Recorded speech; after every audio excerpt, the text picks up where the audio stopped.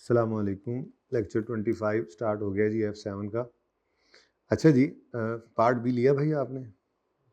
Question number 4 बड़ा important था ना, क्योंकि इसके अंदर बड़ी जो है वो एक टेक्निकल बात होती है, लेकिन बात आसान हो गई। हमने कुलिया बना लिया। क्या कुलिया है? हमने ईयर एंड नहीं देखना, अपना फाइनेंशियल ईयर एंड नहीं देखना, लीज के ईयर एंड के हिसाब से हमने अमोर्टाइजेशन स्केड्यूल बना लेना है, तो कोई चेंज नहीं हुआ। फिर उसके बाद जब एंट्रीज करनी है या एक्सट्रैक्ट्स बनाने हैं, उस वक्त फिर ध्यान से देख लेना है हमारा ईयर एंड बस।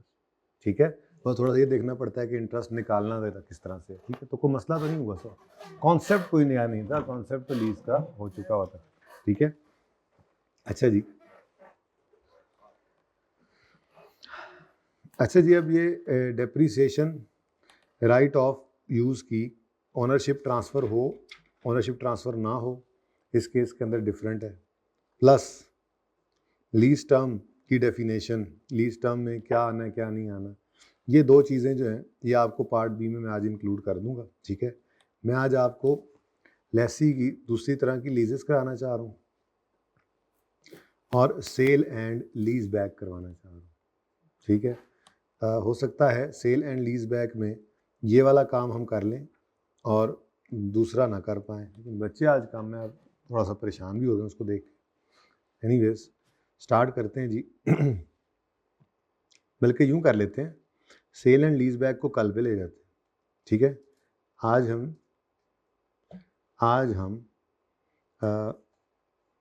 ये डिस्कशन भी यहीं पे कर लेते हैं। पार्ट बी के अंदर मैं सिर्फ आपको कुछ MCQs, कुछ किताब के अंदर के सवाल सॉल्व करवाऊँगा, वो मैं आपको दे दूँगा। ठीक है, और सेल एंड लीज बैक को हम कल करके इंशाल्लाह ख़त्म भी करेंगे और फिर IS 12 की बुनियाद डाल देंगे, फिर यही हो सकता है। ठीक है, लेकिन रेशोज़ की बात आपके साथ हुई है, तो रेशोज़ इंशाल्लाह इस वीक में आपको 1-2 लेक्चर्स मिलेंगे।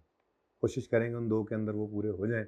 उसके बाद फिर मज़ीद जो प्रैक्टिस है वो फिर मैं कोशिश करूँगा आगे देख लेंगे, पहले साथ ही उसको करना है अगले वीक में, या फाइनल अकाउंट्स पहले शुरू कर दिए तो फिर वो भी हो सकता है। लेकिन मेरा दिल ये है कि हम IFRS 15, IS 12, IFRS 9 ये 3 स्टैंडर्ड्स रहते हैं, इनको ज़रा करते हुए स्लोली, यानी इनका पार्ट बी देने की बजाय मैं आपको रोज़ रेशो का एक सवाल दे दिया करूँगा और उसकी फिर डिस्कशन हम कर लिया करेंगे। ठीक है, एक आधा सवाल आपको 1-2 सवाल लिखवा भी दूंगा, ताकि रेशोज़ का एक पक्का सवाल आता है तो ये वीकेंड आप लगा के रेशोज़ ले लेंगे, उसके बाद फिर उसकी आगे प्रैक्टिस कर लेंगे। मीनवाइल IFRS 15, IFRS 9 वो फाइनेंशियल इंस्ट्रूमेंट, IS 12 ये 3 स्टैंडर्ड जो रहते हैं, इसके बाद वो जब हो जाएंगे तो फिर हम फाइनल अकाउंट्स करने के भी काबिल हो चुके होंगे। तो अगले वीक के अंदर, ये जो वीक है इससे अगला वीक जो है, इसके अंदर फिर रेशोज़ और ये स्टैंडर्ड्स चलाएंगे। अगर ये ख़त्म हो जाते हैं तो फिर उससे अगले वीक में ज़िंदगी रही तो फिर फाइनल अकाउंट स्टार्ट कर देंगे।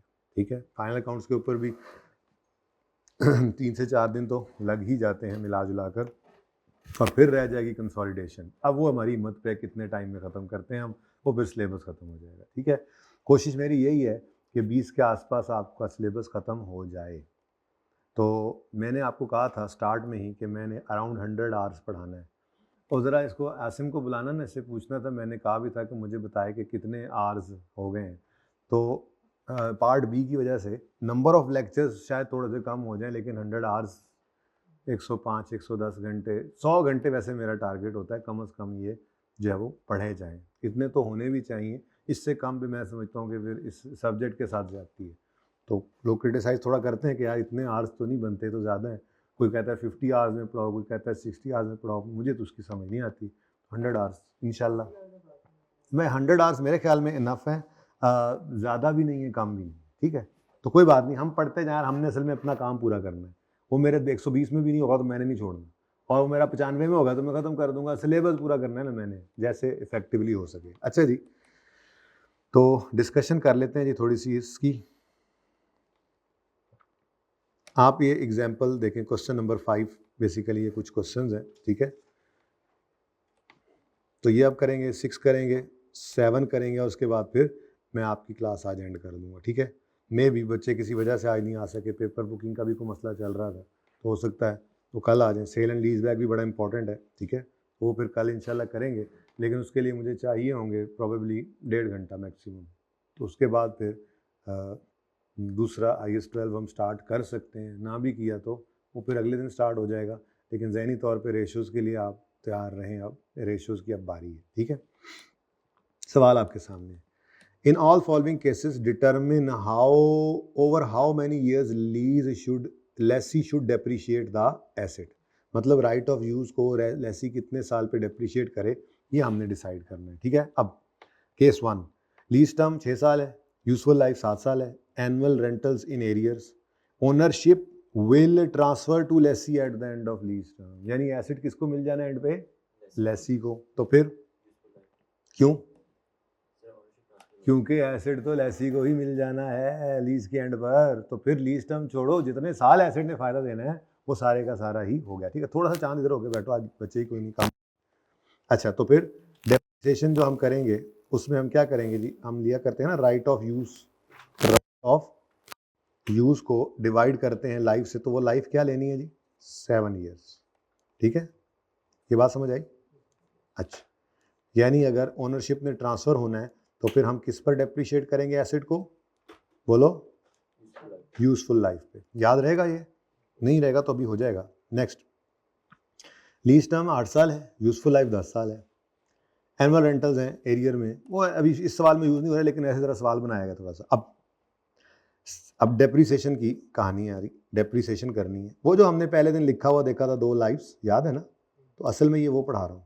खैर, राइट ऑफ यूज को डिवाइड करना है हमने लाइफ से। अब लाइफ 2 तरह की आ रही है, एक लीज टर्म 8 साल और दूसरा यूजफुल लाइफ।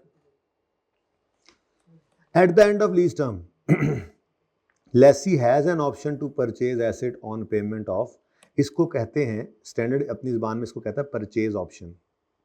परचेज ऑप्शन, ठीक है, जैसे ना परचेज ऑप्शन की प्राइस, ठीक है, परचेज ऑप्शन प्राइस। तो लेसी के पास एक ऑप्शन है लीज टर्म के एंड पर कि वो इस एसेट को बाय कर ले 9 लाख रुपया पे करके, और फेयर वैल्यू उस वक्त एक्सपेक्टेड कितनी है? अच्छा, वैसे बाय द वे क्या करना चाहिए इसको? अगर ये ऑप्शन लेसी को मिले क्या करना चाहिए? खरीद लेनी चाहिए। नहीं भी इस्तेमाल करनी तो यार 9 लाख की खरीदो, 14 लाख की बेच दो, 5 लाख तो फिर भी फायदा है। लेकिन फिर भी स्टैंडर्ड ये नहीं कहता कि आप ऐसे कर लो, स्टैंडर्ड कहता है लेसी से पूछो, लेसी क्या लगता है। तो अगली लाइन सवाल में गिवन होगी आपको, it is reasonably certain that at Inception of lease, यानी स्टार्ट में खड़े होकर हमने लेसी से पूछा, लेसी क्या लगता है? परचेज ऑप्शन है, 9 लाख का मिल जाएगा और एक्सपेक्टेड है 14 लाख का बेच लोगे उस दिन, अगर नहीं भी यूज करना तो बेच लेना, पागल क्या क्या मूड है? उससे पूछेंगे। अब वो कह रहा है रीजनेबली सर्टन है इंसेप्शन ऑफ लीज पे कि lessee will exercise the option to purchase the asset. तो इस सारे जुमले से पता क्या लगा, इस लाइन से क्या पता लगा कि बोलो बोलो बोलो, मैं जो पूछना चाह रहा हूँ वो बता दो, कोई बात नहीं। इस लाइन से क्या पता लग रहा है हमें? ये पता लग रहा है, असल में मैं इसको ढूंढ रहा था, ओनरशिप विल ट्रांसफर। ये लाइन जो येलो है सिर्फ परचेज ऑप्शन देने से नहीं पता लगा, लेकिन हमने उससे पूछा भाई क्या मूड है? बोला यार रीजनेबल सर्टन है कि मैं एक्सरसाइज करूंगा। हमने कहा इसका मतलब ओनरशिप विल ट्रांसफर। अगर ओनरशिप विल ट्रांसफर है तो फिर डेप्रिशिएट करेंगे ओवर यूजफुल लाइफ, वो कितनी है? 10 साल। ठीक हो गया? Third option, third case, depreciation करने लगे हम राइट ऑफ यूज एसेट की, ठीक है जी, और डिवाइड करते हैं इसको ईयर्स के साथ। अब ईयर्स कितने लें? वो कहता है लीज टर्म 12 साल है, यूजफुल लाइफ 14 साल है, रेंटल्स भी हैं, ownership, oh my god, ownership will not transfer to lessee at the end of lease term. लो जी, अब अगर लीज टर्म के एंड पे लेसी को एसेट नहीं मिलना तो फिर लेसी के लिए तो लीज टर्म ही रेलेवेंट रही, ठीक है। तो लीज टर्म कितनी है? 12 साल। तो 12 साल पे इसको क्या कर देंगे? डेप्रिशिएट। ठीक हो गया? अच्छा, लेकिन ये बात पूरी नहीं है अभी। ओनरशिप विल ट्रांसफर वाले केस में अभी बात पूरी नहीं है, पूरी करूंगा जब केस 5 करवाऊंगा। फिलहाल केस 4 पे आए। डेप्रिसिएशन, राइट ऑफ यूज को डिवाइड करना था डेप्रिसिएशन के लिए, और हमारे पास सवाल के अंदर सिचुएशन क्या है? लीज टर्म 15 साल आ रही है, यूजफुल लाइफ 18 साल आ रही है, और बस सवाल चुप है। अब केस 4 में सवाल चुप है। अब चुप है तो क्या करें? कोई एक अजम्पशन तो लेनी पड़ेगी, या तो अजम्पशन लेनी पड़ेगी ओनरशिप विल ट्रांसफर, या लेनी पड़ेगी विल नॉट ट्रांसफर। क्या मुनासिब लगता है? Will not transfer. Will not क्यों? हाँ भाई, नहीं बताया गया तो खामखा के अंदर आप अब क्यों कहें कि खुद से ट्रांसफर हो जाएगा? नहीं हो सकता। ठीक है, तो इफ क्वेश्चन इज साइलेंट,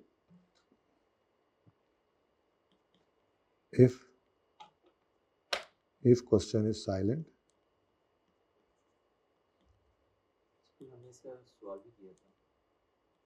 हाँ सवाल तो कर लिया था, उसी को तो दिखाना है इसके बाद। अज्यूम करें ओनरशिप विल नॉट ट्रांसफर,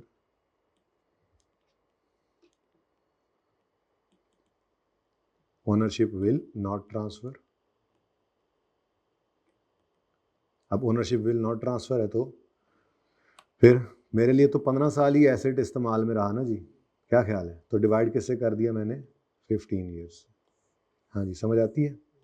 चलो अच्छा, अब अभी बात मैंने कहा ये ओनरशिप विल नॉट ट्रांसफर वाली पूरी नहीं है, पूरी अब होगी। चौथा पांचवा केस पढ़े जी, क्या कहता है जी पांचवे में? क्या मामला है जी? ओन लीज टर्म 8 साल है, यूजफुल लाइफ ये तो हो ही नहीं सकता। एसेट की लाइफ हो 5 साल और लीज करवाएं 8 साल पे, ये हो सकता है? ये पॉसिबल है?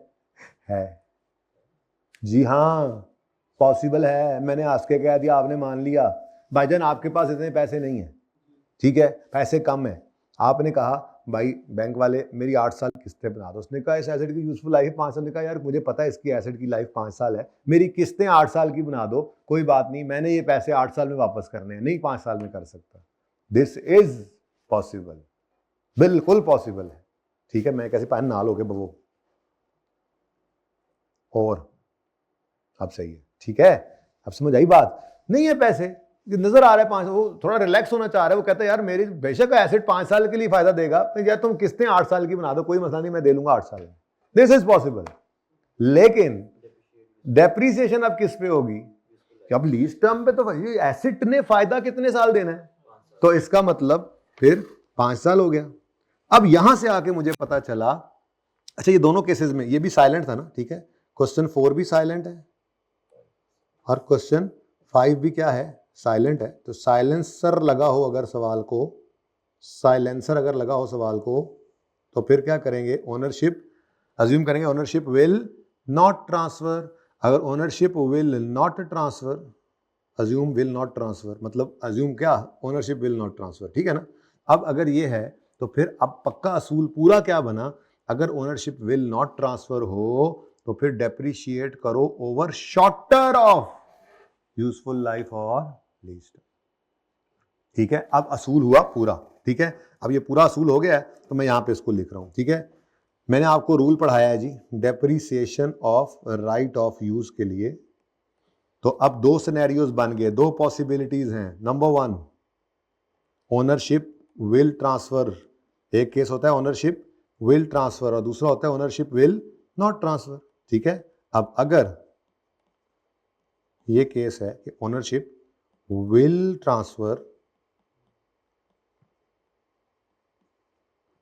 To lessee at the end of lease, at the end of lease term, ownership ने लेसी को ट्रांसफर हो जाना है, तो फिर भाई लेसी को जो ट्रांसफर हो जाना है तो डेप्रिसिएशन करोगे यूजफुल लाइफ पे। Simple, depreciate over depreciate right of use asset over its useful life. ठीक है जी। और अगर दूसरा सिनेरियो बन जाए ओनरशिप विल नॉट ट्रांसफर वाला,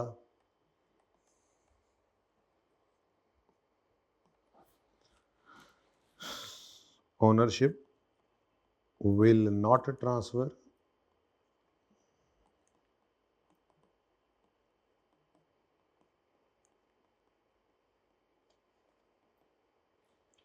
टू लेसी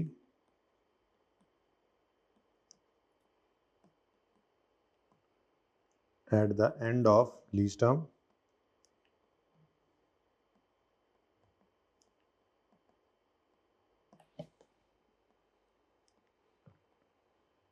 अगर ऐसा हो जाए तो बच्चों, आज उनका पेपर तो नहीं था बच्चों का, कहीं आज पेपर भी था ना मेरे ख्याल से। तो फिर बच्चों डेप्रिशिएट करोगे right of use over shorter of number 1 lease term, number 2 useful life. ठीक है, अब ये पढ़ लेने के बाद हम चलते हैं क्वेश्चन नंबर 2 की तरफ, जिस पे मैंने उस दिन कर लिया था जुगाड़, बस कर लो, ये ऐसे जान छुड़ा ली थी। अब मुझे बताओ क्वेश्चन 2 के अंदर पूरे सवाल में कहीं लिखा हुआ है ओनरशिप ने ट्रांसफर होना है? अगर खामोश है तो क्या अज्यूम करेंगे? Ownership will not transfer. अगर ओनरशिप विल नॉट ट्रांसफर हो तो फिर हम डेप्रिशिएट करते हैं इसको शॉर्टर ऑफ लीज टर्म या यूजफुल लाइफ। तो लीज टर्म 4 साल थी, यूजफुल लाइफ, लीज टर्म 3 साल थी, यूजफुल लाइफ 4 साल थी, तो हमने फिर किसको सिलेक्ट किया था? बात समझ आ गई? अब असूल समझ आ गया? ठीक है, तो ये जनाब आपका रूल आ गया डेप्रिसिएशन राइट ऑफ यूज की। ठीक है जी। एजाज भाई, आज के दोनों लेक्चर्स, पार्ट ए वाला और पार्ट बी जो होता है, ये दोनों ही अपलोड कर दीजिएगा यूट्यूब पर, दोनों के लिंक्स बच्चों को भिजवा दीजिएगा हमें। ठीक है, हो सकता है पेपर में मुझे अब एकदम से ख्याल आया, बता के नहीं गए बच्चे।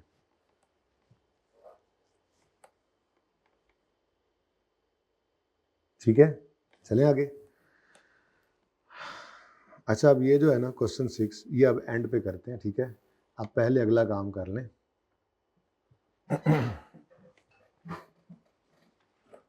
कितनी देर की रिकॉर्डिंग होगी भैया? बहुत टाइम लग गया इस पर, 25 मिनट तो इस पर लग गए। अच्छा जी, लेसी है ना जी, लेसी, इसकी आपने जो लीज पढ़ी है, ये बस एक टाइप की लीज थी, और नॉर्मली ये नॉर्मल लीज कहलाती है, यानी कि लेसी की लीज की ये नॉर्मल अकाउंटिंग है। ठीक है, ये लेसी है, इसके बाल भी। अच्छा, आपके सिलेबस में ना लेसर की लीज है नहीं अकाउंटिंग, तो लेसर की भी 2 तरह की लीज होती है, ऑपरेटिंग और फाइनेंस। इसी तरह से वो तो है नहीं आपके सिलेबस में।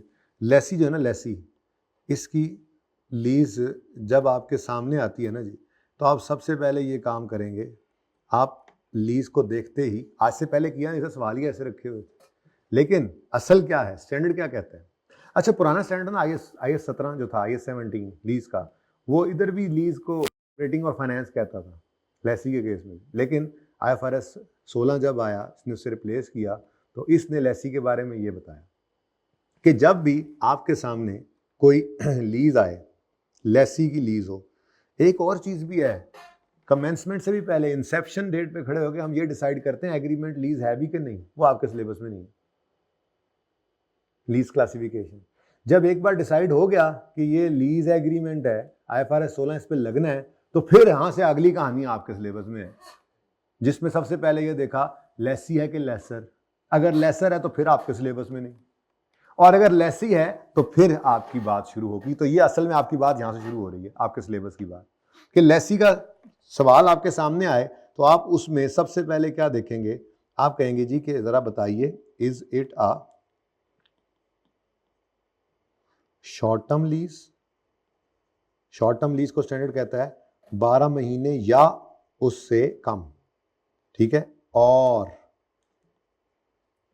अ lease of low value asset, low value asset, और a lease of low value asset. अच्छा, अब असल में ना ये जो लो वैल्यू एसेट है, ये भी स्टैंडर्ड ने ना डिफाइन किया है। बहरहाल शॉर्ट टर्म लीज, स्टैंडर्ड कहता है जी जरा सवाल करो, सवाल से देखकर बताओ कि कोई शॉर्ट टर्म लीज है या लो वैल्यू एसेट की लीज है। अगर तो ऐसा कुछ है ठीक है। तो फिर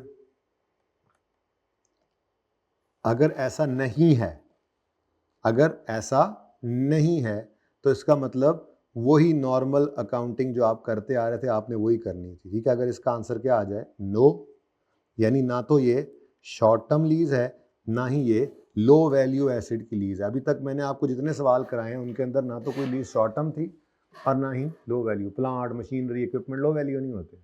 लो वैल्यू क्या होता है, शॉर्ट टर्म तो समझ आ रहा है, ये मैं बाद में बताता हूँ, पहले जरा ये बात पूरी कर लो, ठीक है। तो अगर इसका आंसर आ जाता है नो तो फिर स्टैंडर्ड कहता है ये तो नॉर्मल लीज है।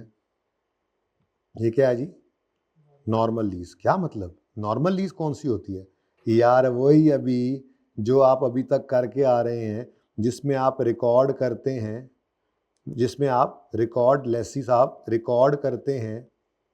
क्या रिकॉर्ड करते हैं लेसी साहब, नॉर्मल लीज में क्या रिकॉर्ड करते हैं लेसी साहब, right of use and lease liability, वही जो आपने पढ़ा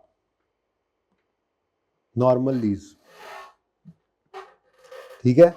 लेकिन अगर इन दोनों में से किसी एक का जवाब आ जाए यस, तो स्टैंडर्ड कहता है I am not compelling you, compulsion नहीं है, but I am giving you an option, आपको एक चॉइस दे रहा हूं। स्टैंडर्ड कहता है एक चॉइस है आपके पास। चॉइस क्या है जी, चॉइस ये है कि आप चाहो तो पुराने तरीके से ही अकाउंटिंग करी जाओ, चाहो तो पुराना तरीका ही लगा लो, लाइक नॉर्मल लीज। मैंने लाइक नॉर्मल लीज लिखा जान के, लाइक नॉर्मल लीज। क्या मतलब चाहे शॉर्ट टर्म लीज है चाहे लो वैल्यू एसिड की लीज है, यही काम कर लो कि आप right of use debit lease liability, नहीं राइट ऑफ यूज रिकॉर्ड करो और लीज लायबिलिटी रिकॉर्ड करो, जस्ट लाइक नॉर्मल लीज चलो। या चाहो तो हम आप एग्जेम्पशन दे सकते हैं, और एग्जेम्पशन का नाम है रिकॉर्ड करने की एग्जेम्पशन, रिकॉग्निशन एग्जेम्पशन। क्या रिकॉर्ड करने की एग्जेम्पशन जी, जी हाँ, राइट ऑफ यूज और लीज लायबिलिटी को रिकॉर्ड करने की हम आपको एग्जेम्पशन दे देंगे। मतलब पहले तो लिख दूं ना, एग्जेम्पशन का मतलब क्या है, do not record right of use and lease liability, ठीक है जी।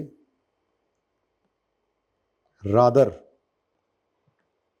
सिंपल बचपन वाली अकाउंटिंग कर लो, रादर, भाई इसमें एक छोटी सी बात है, उसको मसला है वो मैं बता देता हूं। रादर रिकॉर्ड रेंट एक्सपेंस, जो आपको लगता था शुरू में ऐसे ही होना चाहिए किराया, पर वो तो तोड़ के लायबिलिटी, इंटरेस्ट, पता नहीं क्या कुछ कर रहा था, ठीक है। वो कह रहा है रादर रिकॉर्ड करो rent expense on straight line basis, rent expense on straight line basis. ये बात समझ आई। तो लेसी का सवाल अब जब भी आएगा आपके सामने तो आपने सबसे पहले देखना है ये शॉर्ट टर्म लीज तो नहीं है, लो वैल्यू एसेट की लीज तो नहीं है। अगर तो इसका जवाब नो है तो वही जो करते आ रहे थे, सीख चुके हैं लीज हम, नॉर्मल लीज जो। लेकिन अगर इसका जवाब यस आ जाए तो अगेन चॉइस है। अच्छा आपस की बात बताऊं, प्रैक्टिकली जो आप जाएंगे अगर फील्ड में, जब आप किसी ऑर्गेनाइजेशन को ज्वाइन करेंगे वहाँ लीजेज होंगी, तो लोग अकाउंटेंट्स जो है ना वो चॉइस में नॉर्मल पे ही रहते हैं। वजह क्या है, उन्होंने अपने फॉर्मेट बनाए होते हैं एक्सेल के ऊपर, सब सेट होता है, बस ऐसे एसेट लीज पे लिया, ऐसे फिगर डाली और सारी फिगर्स आगे निकल जाती हैं। तो कहते हैं यार क्या आप नई मुसीबत में पड़े, बट ठीक है चलने दो, चॉइस जो है, ठीक है। तो अब आपके लिए ये इंपॉर्टेंट कब होगा, जब आपको सवाल के अंदर वो खुद कह देगा कि लो वैल्यू एसिड की लीज है और entity has opted for recognition exemption, तो फिर आप पकड़े गए। बात समझ आ रही है, सही है, चले। अच्छा अब थोड़ी सी बात कर लें लो वैल्यू एसिड की। बहरहाल इसका मतलब ये हुआ कि लेसी की तीन लीजेस, तीन तरह की लीज होगी। नंबर वन जो हम करते आए नॉर्मल लीज, दूसरी शॉर्ट टर्म या लो वैल्यू एसिड की लीज होती है, और इसमें एक ऑप्शन मिल जाता है, आप चाहें तो रिकॉग्निशन एग्जेम्पशन ऑप्ट कर लें, चाहें तो ना करें, ठीक है। लेकिन अगर कर लेंगे तो फिर इसमें स्टैंडर्ड क्या कहता है, स्ट्रेट लाइन के ऊपर रेंट एक्सपेंस बुक करो। मतलब वो कोई पीवी ऑफ एलपी नहीं, कोई राइट ऑफ यूज नहीं जिसकी डेप्शन हो, कोई लीज लायबिलिटी नहीं जिसका अमाउंटेंट स्केड्यूल हो, बस सादा एसेट किताबों में रिकॉर्ड ही ना करो। जैसे रेंट पे कोई चीज लेते हैं तो बस रेंट रिकॉर्ड करी जो, बस थोड़ा सा मसला क्या आता है, स्ट्रेट लाइन पे रेंट रिकॉर्ड करवाएगा एक्सपेंस, और पेमेंट आगे पीछे भी हो सकती है। तो वो मैंने सवाल बनाया उस हिसाब से, ठीक है। तो उसमें फिर आपको बस एक जुमला बताऊंगा, अल्लाह अल्लाह देगा यार, ठीक है। अब थोड़ी सी बात लो वैल्यू एसेट की मैं कर लूँ। तो लो वैल्यू एसेट के बारे में जब ये स्टैंडर्ड, पहले ना स्टैंडर्ड पर आपको पता है जब नया आता है तो पहले ड्राफ्ट भेजते हैं, फिर हम लोग उसके ऊपर जो है कमेंट कर लिया, देख लिया आगे पीछे, ठीक है। उसके बाद जब वो फिर सजेशंस देते हैं, फिर कुछ चीज़ें फाइनल भी होती हैं। तो जब इसका ड्राफ्ट आया था ना, तो उसमें इन्होंने लिखा हुआ था मिसाल के तौर पे $100, पता नहीं अब वो मुझे फिगर याद नहीं, $100 जो है वो एक उन्होंने थ्रेशोल्ड दे दिया क्वांटिटेटिव, कि इससे ऊपर के अमाउंट का जो एसेट होगा वो लो वैल्यू नहीं होगा, इससे नीचे वाला लो वैल्यू होगा, ऐसे मिसाल के तौर पे कोई एक फिगर दे दी थी। लेकिन फिर बाद में स्टैंडर्ड ने इसको बदल दिया, ठीक है, और उन्होंने ये कहा कि लो वैल्यू एसेट की डेफिनेशन ये है कि ये वो एसेट है जो एंटिटी अपने रिसोर्सेज से खरीद सकती थी, इसके बावजूद उसने लीज कराया, यानी इतनी वैल्यू है इसकी कि अपने पैसों से खरीद सकते थे, ठीक है, लेकिन उन्होंने क्या करा लिया, लीज।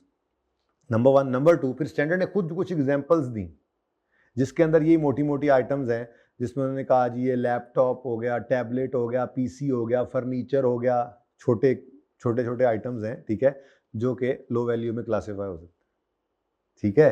तो फिर अब आपके लिए क्या है, आपको इनमें से कोई एक चीज़ ऐसी ही आएगी, कोई टैबलेट, पीसी, लैपटॉप, ऐसी कोई चीज़। फर्नीचर नॉर्मली करता है वो सवाल के अंदर जब टेस्ट करता है, तो फर्नीचर इसने लिख दिया, और उसके साथ ही फिर वो लिखेगा कि ये लो वैल्यू एसेट है, और इन्होंने रिकग्निशन एग्जाम्पशन के लिए ऑप्ट भी किया हुआ है, तो फिर ही आप जाकर करते हैं। बहरहाल थोड़ी सी डिस्कशन ये की आपको कि अगर राइट ऑफ यूज़, अगर शॉर्ट टर्म या लो वैल्यू एसेट की लीज है तो फिर आपके पास एक चॉइस है, नहीं है तो फिर तो चॉइस नहीं है।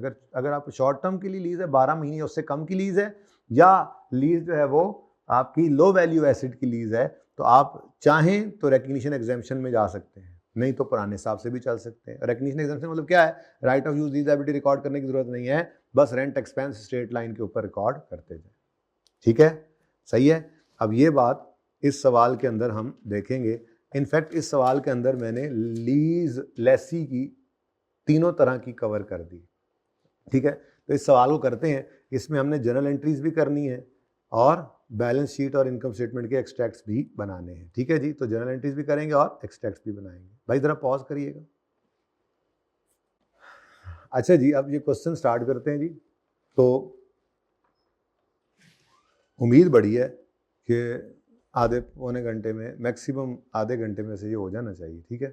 उसके बाद बस कर देंगे आज, ठीक है। बच्चों के पेपर कुछ के बुक नहीं हुए, मुझे उसका भी दुख अब लग रहा है।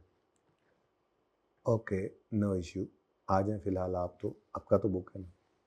Dawlance private limited acquired following asset during 31 दिसंबर 15 अंडर डिफरेंट लीज एग्रीमेंट्स। एक प्लांट है। अच्छा अब देखो सवाल की तरतीब क्या हुआ करेगी। सवाल में मैं ये 2 सवाल करूंगा, ठीक है। पहली चीज, क्या ये लो वैल्यू एसेट है? बताओ, प्लांट लो वैल्यू एसेट तो नहीं होता। फिर खुद देखो $90,000 उसकी किस्त है, खैर चलें, लो वैल्यू तो नहीं है। अच्छा, क्या शॉर्ट टर्म लीज है? तो दूसरा सवाल भी क्या था, शॉर्ट टर्म लीज है, तो हमने कहा जी वो भी नहीं है। तो अगर ये दोनों नहीं है तो इसका मतलब ये फिर नॉर्मल लीज है, ठीक है। नेक्स्ट सवाल यही करना है मैंने तीनों लीजेस से। लो वैल्यू एसेट है, शॉर्ट टर्म लीज है, लो वैल्यू एसेट है, ये शॉर्ट टर्म लीज है। पहला सवाल ये होगा, ठीक है। अब नेक्स्ट, लैपटॉप लो वैल्यू एसेट है, अनलेस कि वो यूं लिख दे कि ये सुपर कंप्यूटर है, तो फिर जरूर देखो ये ना, ये लो वैल्यू एसेट की, अब ये भी स्टैंडर्ड के अंदर डिस्कशंस हैं, लेकिन आपके सिलेबस में बहुत लिमिटेड चीज़ें रखता है, तरतीब से चलता है। आगे SBR में फिर आपको ज़्यादा छेड़ता है जाके, तो तरतीब से चला आ रहा है, अच्छा है, ऐसा नहीं होना चाहिए, ये सही करता है। एनीवेज स्टैंडर्ड में ये भी डिस्कशन है, लो वैल्यू एसेट का जो डिसीजन है ना, वो आपने क्लास वाइज नहीं करना, एसेट बाय एसेट करना है। यानी कंप्यूटर ही, एक PC है, लो वैल्यू है, एक आम लैपटॉप है, लो वैल्यू है, और एक सुपर कंप्यूटर है, तो वो लो वैल्यू तो नहीं रहा। तो आपने क्लास बाय क्लास नहीं चलना। हाँ, शॉर्ट टर्म के अंदर वो कहता है क्लास बाय क्लास चलो, खैर उसकी बात अलग है। बहरहाल फिलहाल ऐसी तरह बातों में बात आ गई। तो लैपटॉप एक लो वैल्यू एसेट है, लेकिन लीज जो है वो शॉर्ट टर्म नहीं है, ठीक है। लो वैल्यू भी हो, शॉर्ट टर्म भी हो, फिर तो बिल्कुल ही जिंदगी आसान होगी ना, उसको तो छोड़ ही दो, वो तो इसी में ही आ जाएगा, इसी तरह सही है। तीसरा जनरेटर है। क्या जनरेटर लो वैल्यू एसेट है? जनरेटर कहाँ लो वैल्यू एसेट होता है भाई, ठीक है। ये बड़े जनरेटर की बात हो रही होगी, मेरा सवाल है, मैं बता रहा हूँ, ठीक है। जब $20,000 पर मंथ कराया है तो छोटी चीज़ है, छोटे जनरेटर का होगा फिर? नहीं ना, लो वैल्यू तो नहीं है। लेकिन दूसरी मुसीबत क्या आ गई, लीज टर्म, तो ये शॉर्ट टर्म होगी। अब ये लो वैल्यू एसेट है और ये शॉर्ट टर्म, तो लो वैल्यू एसेट की लीज हो गई और ये जनाब शॉर्ट टर्म एसेट की लीज हो गई। अब नीचे एक लाइन लिखी हुई है, Dollens has opted for recognition exemptions where applicable. तो आज पार्ट बी के अंदर मैं आपको इंशाल्लाह किट के अंदर से कुछ एमसीक्यूज करा रहा हूँ, आपको ये चैप्टर के अंदर जो है वो क्वेश्चंस करवा रहा हूँ। कॉन्सेप्ट तो ये हो गए ना, सेल एंड लीज बैक सिर्फ रहता है, कल कराऊंगा इंशाल्लाह। 1 घंटे का काम है, 1 से 1.5 भी लग सकता है, ठीक है बड़ा इंटरेस्टिंग, बड़े मजे का काम है, ठीक है। 1 सवा 1 घंटे में वो होगा, ओके। तो आज इसलिए नहीं कर रहा कि कर तो सकते हैं वैसे, आप बताइएगा, पहले ये करते हैं ना, उसके बाद फिर नमाज की ब्रेक करते हैं, उसके बाद बताइएगा, अगर छेड़ना हुआ तो थोड़ा सा छेड़ देंगे, ठीक है, ओके। खोरे चंगा है, जितना जल्दी काम मुक जाएगा उतना टाइम तैयारी के लिए होगा हमारे पास, ठीक है कि नहीं, कि उल्टा भूल जाओगे? जी चलें जी, सवाल शुरू करते हैं फिर। एक्सट्रैक्ट्स बनाने हैं मैंने और जर्नल एंट्रीज करनी है, ठीक है। तो जर्नल एंट्रीज और एक्सट्रैक्ट्स और वर्किंग्स भी हैं, तो तरतीब ऐसे ही रख लेते हैं। यहाँ पे मैं कर लूँगा जर्नल एंट्रीज,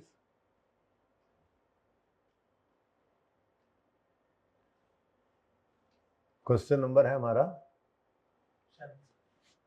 7, ठीक है जी। क्वेश्चन 7 जिसमें हमने जितनी लीज पड़ी है वो सारी इकट्ठी कर दी, मतलब लेसी की 3 ही तरह की लीज है, और फिर lease and sale and lease back तो चीज़ अलग होगी ना, ठीक है। अच्छा, अब जर्नल एंट्रीज करने के लिए वर्किंग्स करनी होंगी, ठीक है। अब 1 बाय 1 चलते हैं, हालांकि मुझे ये सवाल कराने की ज़रूरत नहीं, इतना आसान सवाल है, लेकिन तरतीब में चलेंगे ताकि पूरी लीज इधर इकट्ठी हो जाए। ये बस ये लीज है यार, मैक्सिमम ये है। फिर sale and lease back syllabus में है तो वो अलग से पोर्शन है, वो अलग ही पढ़ाया जाता है, तो वो बाद में कर लेते हैं, ठीक है। अब सबसे पहले प्लांट, यकम जनवरी 15 को लीज कमेंस हो रही है, 3 साल की लीज है, एनुअली इन एरियर 90,000 और इम्प्लिसिट रेट भी गिवन है 10%। क्या करेंगे, working 1 lease payment PV of LP, working 2 इकट्ठे ही कर लेते हैं, एक ही वर्किंग कर लेते हैं, ठीक है। तो वर्किंग 1 में मैं पहले लीज पेमेंट्स निकाला करता था और फिर पीवी ऑफ एलपी, और फिर वर्किंग 2 में मॉडर्न स्केड्यूल होता था ना, मैं एक ही वर्किंग कर रहा हूँ ताकि ये वर्किंग बन जाए मेरी लैपटॉप सॉरी प्लांट के लिए, ठीक है। अच्छा, अब प्लांट के लिए ये वर्किंग है, तो प्लांट की लीज को मैं लीज पेमेंट सबसे पहले निकालता हूँ जी, कितने डॉलर्स, तो 1000 में ना कर लूँ, कितने किराए। अच्छा, वैसे एक पहला साल ही है ना, तो फिर इतना मसला नहीं है मेरे ख्याल से। बहरहाल एक डेसिमल तक चल लेंगे, डेसिमल का 1 डिजिट यूज कर लेंगे एहतियातन, ठीक है ना। अब जी कितने डॉलर 1 2 70 डॉलर इन थाउजेंड्स आ गए, ठीक है जी, ओके। अच्छा, अब पीवी ऑफ एलपी निकालनी है, तो उसके लिए आपको एक टिप दी हुई है मैंने कि पहले स्केड्यूल, वैसे इतना सिंपल सवाल है, बिल्कुल ही सिंपल है। 3 किराए तीनों एरियर में है, यही लिखा हुआ है, 3 किराए हैं तीनों एरियर में है, तो फिर तीनों को डिस्काउंट करना है, सेम है तो एनुटी का फॉर्मूला लगा लेंगे, ठीक है। तो बहरहाल चलो लगा ही देते हैं, ठीक है। तो $90 इंटू 1 माइनस 1 पॉइंट, क्या रेट है 10%, रेस टू पावर कितने किराए 3 डिवाइडेड बाय 0.1, आंसर क्या आ गया 224, ठीक हो गया। अब इसके बाद क्या किया करते थे, date, instalments, principal, vice principal, और बैलेंस।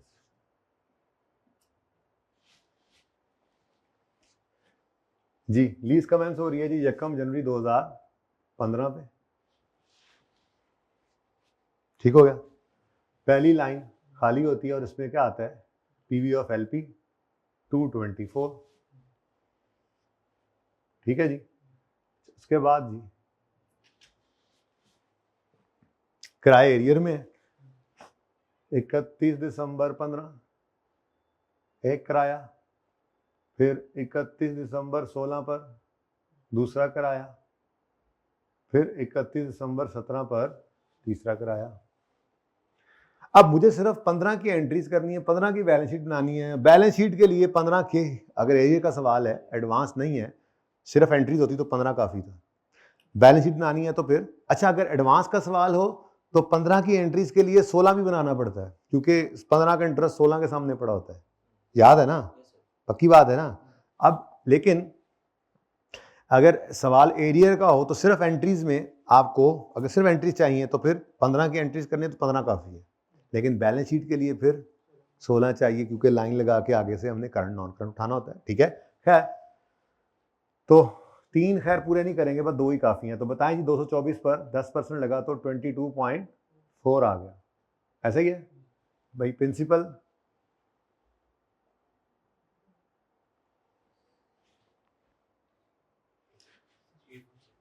जी हाँ, एक डेसिमल चाहिए जी। 67.6 आ गया। 224 में से माइनस करो, जल्दी जल्दी करो, कैलकुलेटर नहीं लाए हुए। 160.4।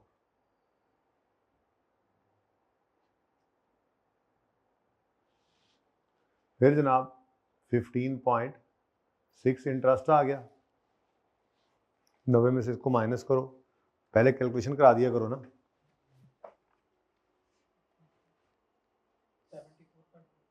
जी 74.4,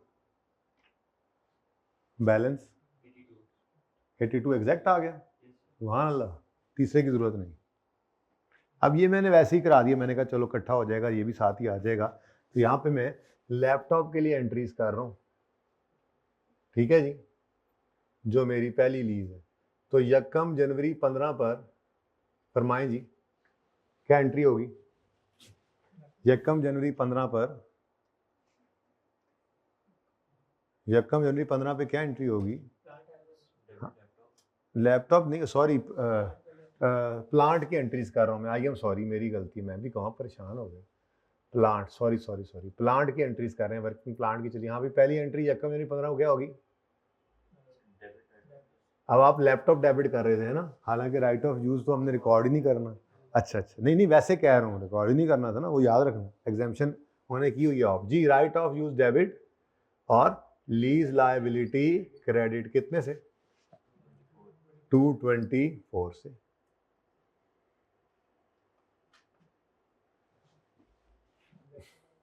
नहीं नहीं, इसको तो पूरा कर ले। फिर 31 दिसंबर, मैंने इसलिए प्लांट अलग हेडिंग दे दी। फिर उसके बाद क्या है जी, 31 दिसंबर 15 जी, बोलो बोलो बोलो। लीज लायबिलिटी डेबिट, दूसरे साल की। मैं ये कह रहा हूँ अगर ऐसे कर ले तो थोड़ा और जगह बच जाएगी शायद। ऐसे जी, 1 जनवरी 15 पे क्या एंट्री की हमने, right of use asset debit और लीज लायबिलिटी क्रेडिट कितना था जी, 224 से। फिर उसके बाद 31 दिसंबर 15 आया, किराया पे किया, एंट्री बोले जल्दी जल्दी। Lease liability debit, interest expense debit और कैश या बैंक जो भी है वो क्रेडिट। अब यहां से देखो 67.6, 22.4 और आगे 90, तो 67.6 था ना जी, और 22.4 और 90। बस ये और भी कुछ करना है। Depreciation, right of use record किया तो उसको डेप्रिशिएट भी करना पड़ेगा, और सवाल के अंदर एक ही लाइफ गिवन है, टेंशन नहीं है आमिर भाई, एक ही लाइफ गिवन है। हाँ, यूजफुल लाइफ गिवन भी तो फिर हम कहते हैं यार ओनरशिप विल नॉट ट्रांसफर है, तो फिर भी 3 साल यूज हो जाना था। ठीक है, तो 31 दिसंबर 2015 depreciation expense debit, accumulated depreciation credit जी 74.6 डिवाइडेड बाय 3 पूरा साल नहीं 74 224 था, सॉरी जी, आपने आंसर बताया 224 डिवाइडेड बाय 3। ठीक है जी, अब पूरा साल इस्तेमाल हुआ है ना। अब घर पे जो सवाल किया था आपने ईयर एंड डिफरेंट वाला, उसमें फिर राइट ऑफ यूज जितने महीने इस्तेमाल हुआ था उतने महीने की डेफिनेशन लीजिए। ठीक है ना, चले जी।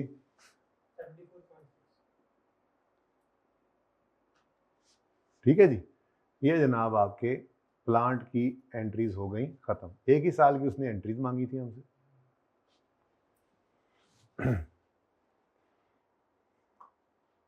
डन।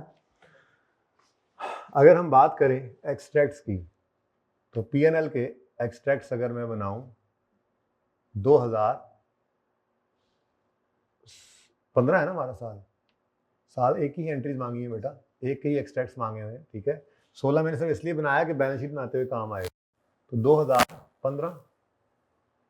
अब लेसी का सवाल है, नॉर्मल लीज है, पीएनएल में क्या जाएगा, रिवाइज किया करें, उधर नहीं देखना, इंटरेस्ट एक्सपेंस और डेप्रीसिएशन।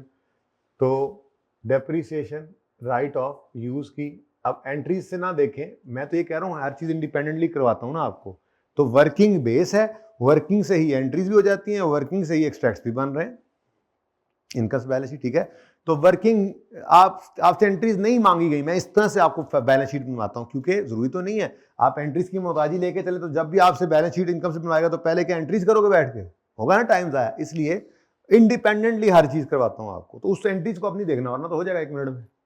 अब राइट ऑफ यूज के लिए ये 224 के अलावा कुछ था ही नहीं।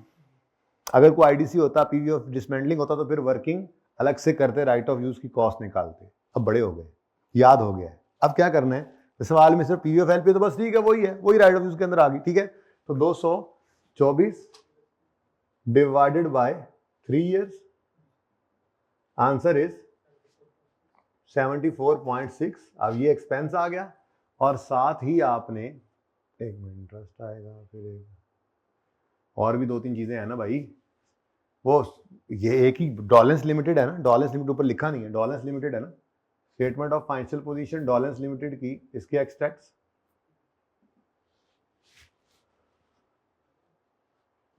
अब यहां पर फिलहाल तो मैं राइट ऑफ यूज की बात ही कर रहा हूं, तो नॉन करंट एसेट्स के अंदर आपका राइट ऑफ यूज एसेट नजर आएगा।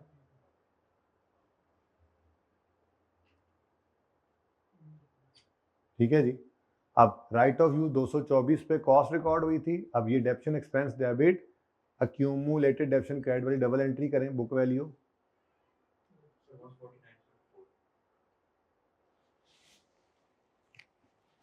ठीक है जी। उसके बाद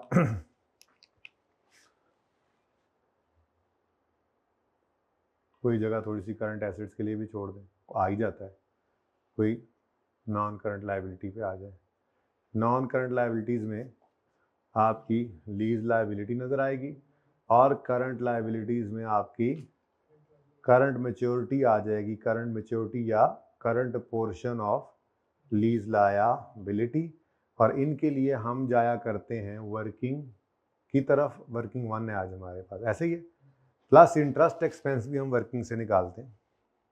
ठीक है, अब पीएनएल में जाना है, इंटरेस्ट फिंगर थंब अप्रोच ने बताया कि 15 के साल का इंटरेस्ट ये है 22.4, 15 के साल के सामने ही नजर आ रहा है, तो इंटरेस्ट एक्सपेंस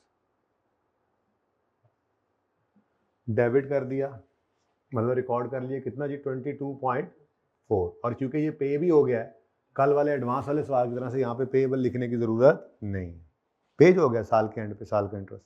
ठीक है, और अगर एडवांस का सवाल हो तो आपके साल का इंटरेस्ट अगले साल के पहले दिन पे हो रहा होता है, तो फिर पेएबल आएगा। ठीक है, फिर जी लीज लायबिलिटी के लिए अपने साल की आखिरी पेमेंट के नीचे लाइन लगाएंगे, लाइन से ऊपर पेड, नीचे पेएबल, और ये 31 पे हम खड़े हैं, ये हम खड़े होते हैं, ये यहाँ पाँव रख लो, ये पाँव रख लो 31 दिसंबर 15 पे, ठीक है। तो ये क्या है, करंट, और ये नॉन करंट। तो 74.4 और 82.0, ठीक हो गया।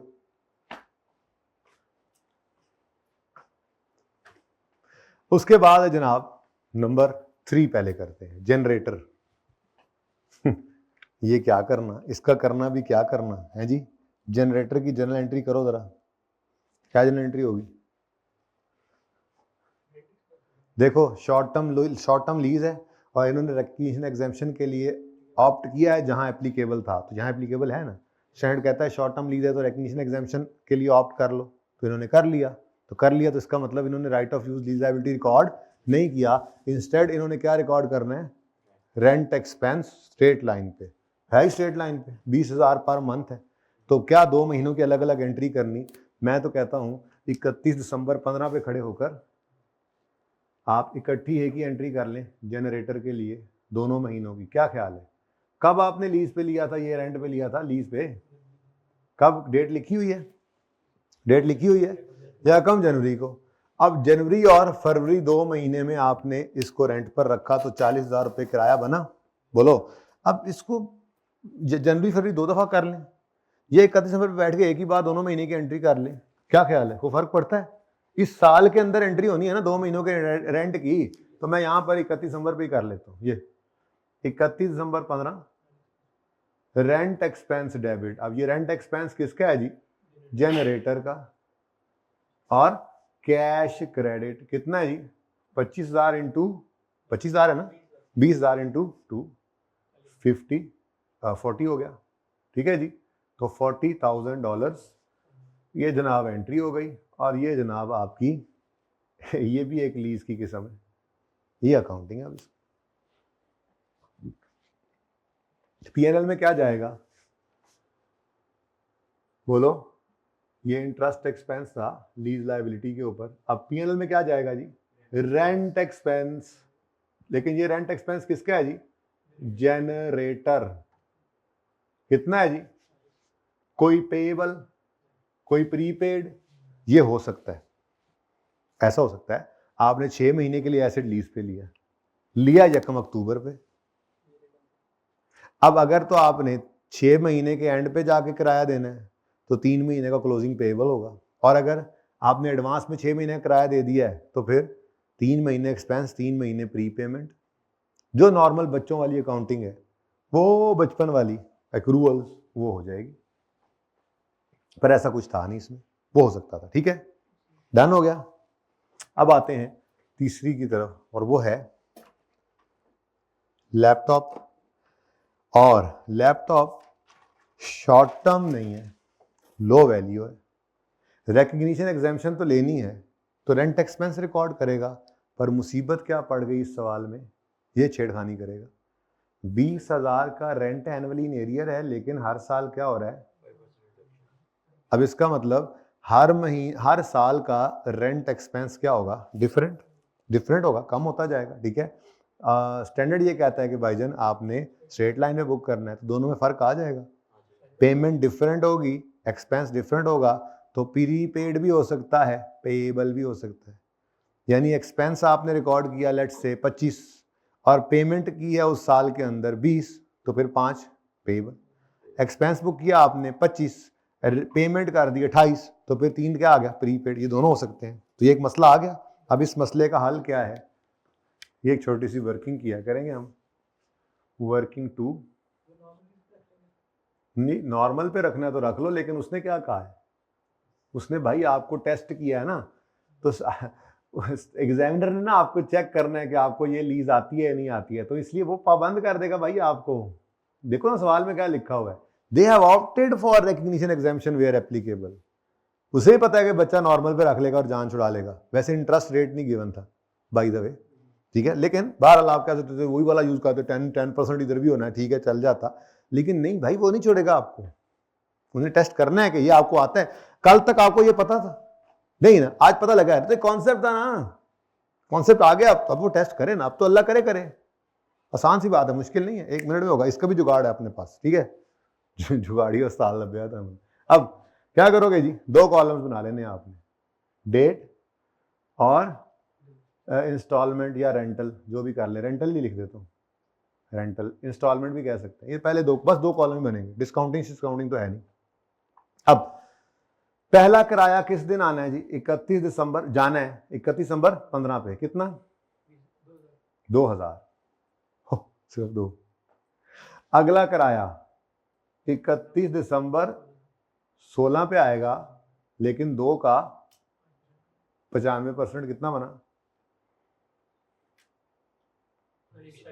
1.9, ठीक है। तीसरा किराया आएगा 31 दिसंबर 17 पे। अब 1.9 को 95% कर दो, 1.8 राउंड कर दिया हमने, ठीक है। अब कैश रिसीट, सॉरी पेमेंट, वो मेरे दिमाग में ना लेसर की ऑपरेटिंग लीज ऐसे होती है ना, लेकिन वो ताज़ी ताज़ी पढ़ाई है ना बच्चों को, जहन में आ गया। रिसीट नहीं, पेमेंट है, ये तो क्या है, लेसी है। क्या किया इसने, पे किया, तो पेमेंट है डिफरेंट, ठीक है। पहले साल कितना पे कर रहा है, 2, दूसरे साल 1.9, तीसरे साल 1.8। अब यही रेंट बुक कर लें, rent expense debit cash credit, standard की तो फिर जो है वो बात न मानी आपने, स्टैंडर्ड कहता है स्ट्रेट लाइन पे। इसका तरीका क्या होगा, हम जनाब क्या करेंगे, हम इनका टोटल करेंगे। टोटल कितना हमने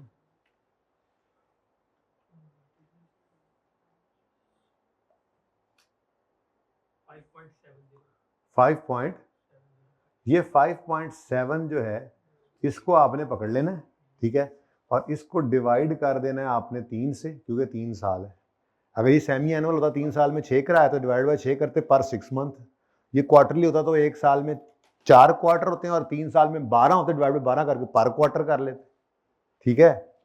तो रेंट एक्सपेंस 5.7 डिवाइडेड बाय 3 करेंगे तो आंसर क्या आया, 1.9 रुपीज, नहीं डॉलर्स हैं, 1000 में चल रहा है ना, डॉलर 1.9 पर ईयर।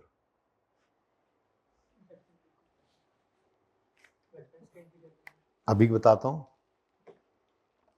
अब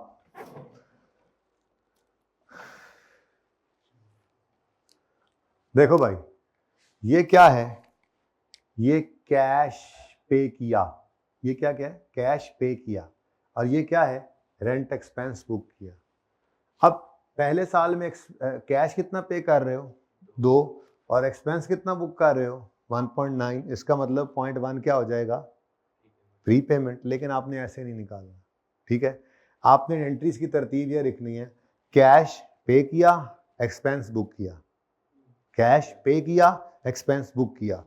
अब ये एंट्रीज के लिए अगली वर्किंग की जरूरत नहीं है, मैं एक वर्किंग करने लगा हूं, एंट्रीज के लिए उस वर्किंग की जरूरत नहीं है, ठीक है ना। तो एंट्रीज क्या है, बोलो, एंट्रीज क्या है, बोलो बोलो बोलो, कैश पे किया, कैश पे किया,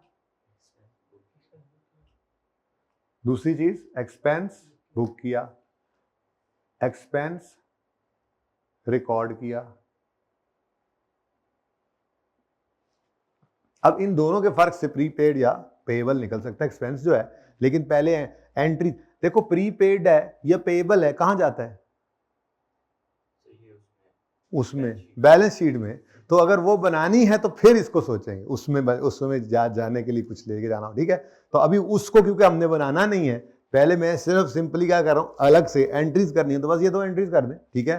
तो एक चीज लेकिन कर लें, उसका फायदा होगा, ठीक है, वो ये है कि आपने एक छोटी सी लाइन लिखनी है। वो लाइन क्या है, for both rent payable and, एक मिनट, आपको इस लेवल तक लेके जाए मुश्किल है, लेकिन चलो खैर आसानी इसी में ही है। For both rent payable and prepaid rent, I have used the word rent pay। इससे कोई एतराज आपको है, ये काम पहले भी हम बचपन में कर चुके हैं। एक बात सुनो, इधर देखो, जरा देखो इधर, बैंक का लेजर, मेरे पास बैंक में 5 पड़े हुए थे डॉलर, मैंने कुछ चीज़ें सेल की, इनकम आई 18 रुपए की, ठीक है जी।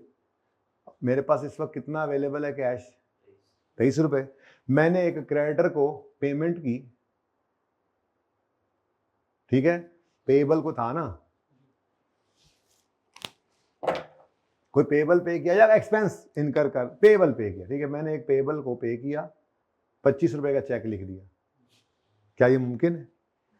मुमकिन तब है अगर बैंक से फैसिलिटी ली। कैश ओवरड्राफ्ट नहीं हो सकता कभी, दराज में जो पड़ा है वही निकलना है, लेकिन बैंक एक सहूलत कभी कभी में दे देता है, अगर इस तरह से मामला हो जाए तो हम आपके ब्याह पे पेमेंट कर देंगे और जो आपकी तरफ से हम पे करेंगे वो जब तक आप पे नहीं करेंगे उस पर इंटरेस्ट दे देना। इसको कहते हैं ओवरड्राफ्ट फैसिलिटी, ओवरड्रॉ कर लेना, रनिंग फाइनेंस भी कहते हैं इसको।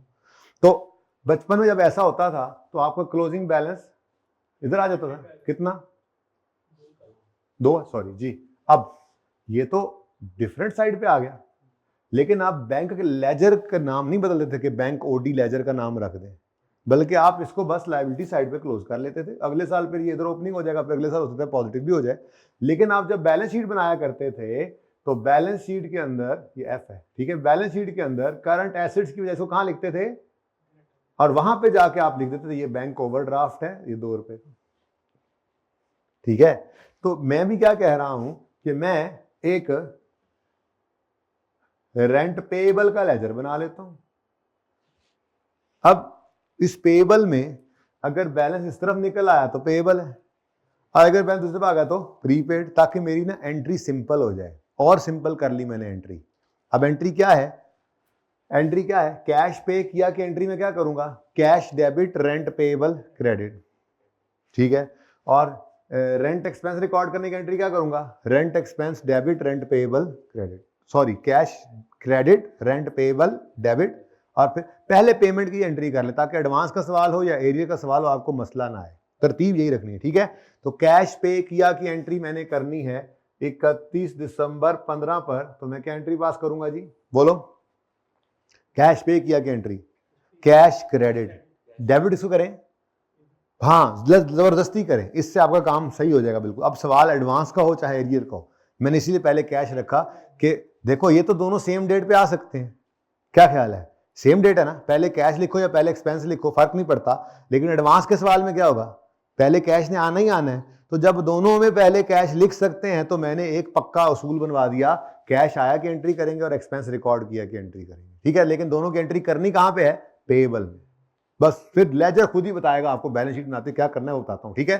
तो भाई पहली एंट्री रेंट पेएबल डेबिट। तकलीफ हो रही है आपको पेएबल पहले क्यों? बस ठीक है, इससे फायदा होगा, एडवांस का सवाल भी हो जाएगा। रेंट पेएबल डेबिट कैश या बैंक क्रेडिट, कितने से जी? रेंट पेएबल डेबिट, ये तो देखो रेंट पेएबल डेबिट कैश या बैंक क्रेडिट कितने से? 2.0, ठीक है जी। और उसके बाद खर्च हुआ, खर्चा रिकॉर्ड किया, उसकी एंट्री 31 दिसंबर 15 पे क्या करोगे?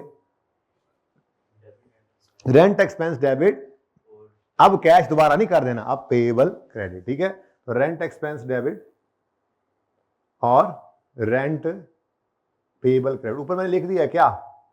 प्रीपेड या पेएबल दोनों के लिए मैं एक ही लफ्ज यूज करता हूं, लेजर भी यही बनाऊंगा, अभी बनाता हूं, ये तो ऐसे रफ बनाया, यहां नीट बनाता हूं, ठीक है। कितना? 1 पॉइंट कितना था? 1.9। अब एंट्रीज तो हो गई मेरी पूरी, यानी एंट्रीज के लिए कोई मसला नहीं है, एक छोटा सा नोट डाल दिया था मैंने, ठीक है। लेकिन सवाल आप सोच सकते हैं, मैं बहुत आगे निकल जाता हूं आपको पढ़ाते हुए, यानी आपके सिलेबस में रहते हुए मैं आपको मतलब वो चीज सारी हर तरह की तैयार कराता हूं। अब सवाल इससे बाहर नहीं जाता, फिर आप ये नोट कर ही रहे हैं, सवाल करेंगे सारे होंगे, कुछ कराऊंगा पार्ट बी में, कुछ आपने बाकी सारे कर लेने, ठीक है। अब ये तो एंट्रीज की बात थी, एंट्रीज तो हो गई। अब बारी आई किसकी? पीएनएल की और बैलेंस शीट की। मुझे बताओ, लो वैल्यू एसेट की लीज है तो पीएनएल में क्या जाएगा? राइट ऑफ यूज की डेप्शन और इंटरेस्ट लीज लायबिलिटी का। वो तो रिकॉर्ड ही नहीं किया, राइट ऑफ यूज है नहीं, लीज लायबिलिटी है नहीं कि इंटरेस्ट हो, साइड पे हो गया। फिर क्या आएगा पीएनएल में? रेंट एक्सपेंस, स्ट्रेट लाइन वाला रेंट एक्सपेंस। तो यहां पे मैंने आकर लिखा रेंट एक्सपेंस। अब ये रेंट एक्सपेंस वो एंट्रीज नहीं देखनी, ये रेंट एक्सपेंस लैपटॉप का जो है ये कितना 1.9। अब MCQ आएगा आपको ये सारी कहानी का और वो कहेगा PNL में क्या जाना चाहिए, लैपटॉप वाली एडजस्टमेंट, तो आपको सिर्फ ये पता होना चाहिए। सिंपल कैलकुलेटर भी करके निकाल सकते हो, लेकिन ये ज़बानी नहीं बता सकता था, पूरी कहानी बतानी जरूरी थी ना। अब बीच में से जो मर्जी पूछता रहे, पूछे, अब उसको कहेंगे इधर आ सितमगर, हुनर आजमाए तो तीर आजमा, हम जिगर आजमाए। अब वो तीर आजमा ले, अब आप जिगर आजमा सकते हैं, तो आपको पूरी कहानी सामने आ गई। लेकिन बैलेंस शीट के लिए आपको एक वर्किंग करनी पड़ेगी, ठीक है, और उस वर्किंग का नाम क्या है, वही लेजर, जिसका नाम मैंने जबरदस्ती एक ही रखा हुआ है, क्या, रेंट पेएबल। और इसी में दोनों एंट्रीज की। अब दोबारा एंट्रीज करो, उधर नहीं देखना, वर्किंग में नहीं देखना यार, एंट्रीज में नहीं देखना, प्लीज प्लीज प्लीज प्लीज। मैंने क्या बोला, पहले एंट्री करो कैश पे किया की, क्या एंट्री होगी कैश पे किया की, बोलो बोलो बोलो, रेंट पे कैश डेबिट, पे करने पे क्या, हाँ, rent payable debit, cash credit, कितने से, 2 से। फिर दूसरी एंट्री, एक्सपेंस रिकॉर्ड किया, एक्सपेंस डेबिट PNL वाला और पेएबल क्रेडिट 1.9 से। ओपनिंग सवाल में कोई था नहीं, क्लोजिंग बैलेंस 31 दिसंबर 2015 पर बैलेंसिंग फिगर इस तरफ आ रही है और सोचने की जरूरत ही नहीं है इस तरफ बैलेंसिंग फिगर, इस तरफ किस चीज का बैलेंस आया करता है, एसेट का या लायबिलिटी का। इसका मतलब ये क्या है, प्रीपेड है। क्या है ये भाई, समझ आ गई। अच्छा, अब अगले साल जब जाएंगे कोई सोचने की जरूरत नहीं पड़ेगी, वरना सवाल में अगर साल बढ़ जाए, दूसरे साल में खड़ा कर दे आपको, फिर सोचना पड़ेगा, गड़बड़ हो सकती है। अब क्या होगा, ये क्लोजिंग ओपनिंग बनेगा, फिर अगले साल दोबारा कैश आया, रेंट कमाया और फिर क्लोजिंग बैलेंसिंग, फिर तीसरे साल में भी ऐसे ही, तीसरे साल जाकर खत्म हो जाएगा, फर्क ही खत्म हो जाएगा, ठीक है। तो फिर ये अब बैलेंस शीट में आकर करंट एसेट्स के अंदर मैंने इसलिए जगह छोड़ी थी, ठीक है, प्रीपेड रेंट आ गया लैपटॉप का, और वर्किंग नंबर 3 से रेफर किया हमने 0.1। एक मिनट, ये बीच में जरा ऐसे ही आ गया था। ले जी, ये आपकी लेसी की मैक्सिमम ये 3 तरह की लीज हो सकती है, ठीक है, तीनों ही एक सवाल में आ गई, ठीक है। नंबर 1, सवाल जब सामने आए तो आपने सबसे पहले क्या देखना है, अगर तो ये शॉर्ट टर्म लो वैल्यू एसेट की लीज नहीं है तो फिर तो normal accounting, right of use lease liability वाली। अगर ये शॉर्ट टर्म जो लो वैल्यू है तो फिर you can opt for recognition exemption. आपके सवाल में 2 थी, जनरेटर और लैपटॉप, आपने ऑप्ट कर लिया। अब जनरेटर तो शॉर्ट टर्म था, सुकून से एंट्री की, बिल्कुल ही बचपन वाली। लैपटॉप लो वैल्यू था लेकिन शॉर्ट टर्म नहीं था।